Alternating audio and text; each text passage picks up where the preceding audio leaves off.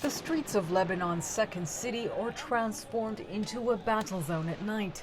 Protesters lobbing petrol bombs at the military, undeterred by the tear gas and rubber bullets as they defy the nighttime coronavirus curfew. Picking up where they left off before the pandemic, an uprising against the ruling establishment and living conditions that have gotten even worse. A currency that's lost more than half its value, soaring food prices and rising unemployment. We're out to demand our rights. The dollar now is 4,000 lira.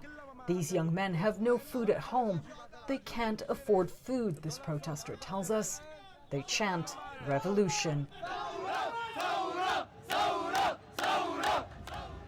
Daytime brings an uneasy calm to the streets of Tripoli, the country's poorest city.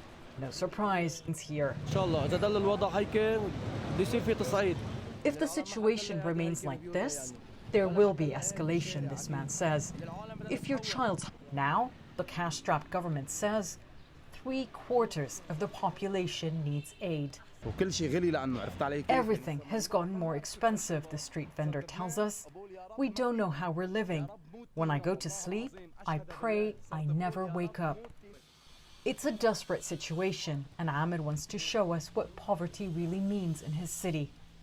Under the centuries-old souk, families living, if one can call it that, in an underground rundown structure. 2 families crammed into this. The makeshift kitchen and toilet blend into one. Even this miserable existence comes with $25 a month rent. Ahmed, a taxi driver, says he can no longer afford his baby girl's formula. It's doubled in price. He doesn't take part in the protests. Nothing comes out of them, he says. Far from the chaos on the streets, Lebanon's poorest and most vulnerable suffer in silence and out of sight. Jomana Karadsheh, CNN.